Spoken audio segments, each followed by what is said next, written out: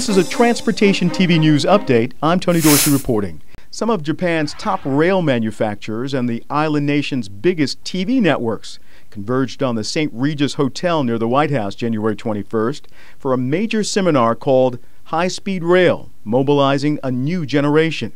Tokyo Broadcasting System correspondent and D.C. bureau chief Takushi Harami said this is a big story back at home. I think most of Japanese people are very proud of high-speed rail systems in Japan, which is originated in the 60s. Harami said he was here to learn what U.S. Transportation Secretary Ray LaHood was going to say. He says the Obama administration has created a lot of excitement within the global rail industry by pushing through an unprecedented $8 billion in stimulus funding for high-speed and intercity passenger rail programs that will be distributed to the states this winter. Congress has since added another $2 billion for high-speed rail in the latest U.S. DOT appropriations.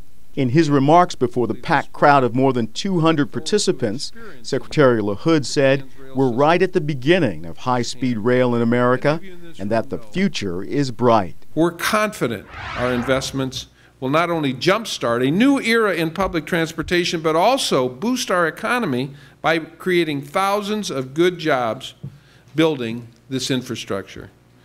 The Secretary said high-speed and intercity passenger rail projects will also make communities more livable, but he didn't say when the Federal Railroad Administration will announce which states will receive a share of the $8 billion in recovery funds. The FRA received 259 grant applications worth approximately $57 billion from 37 states plus the District of Columbia. No matter when the grants are awarded, North Carolina DOT Secretary Eugene Conti, chairman of AASHTO's Standing Committee on Rail Transportation, says the states are ready.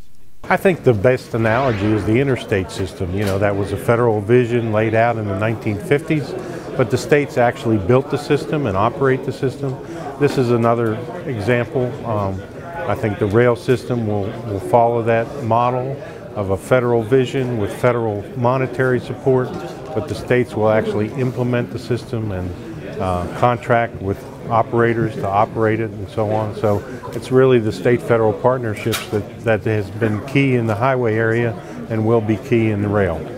We're going to rebuild the rail system here in this country and make it work for the 21st century. Conti delivered that message during his remarks at the seminar.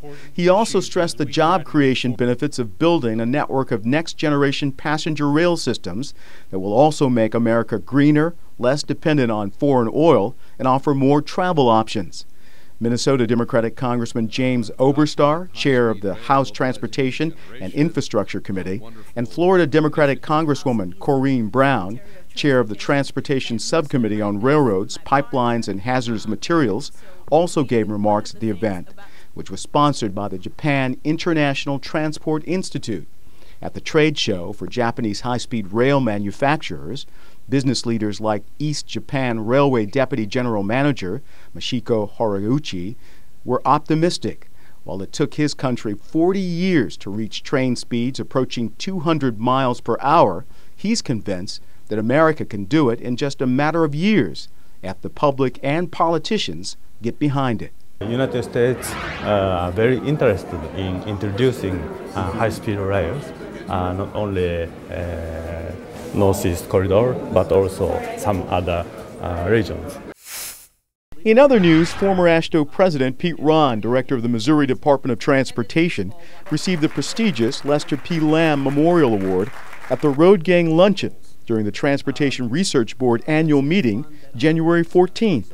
Rahn also gave a speech at the luncheon addressing the challenges he and other state DOTs face as they attempt to do more with fewer resources.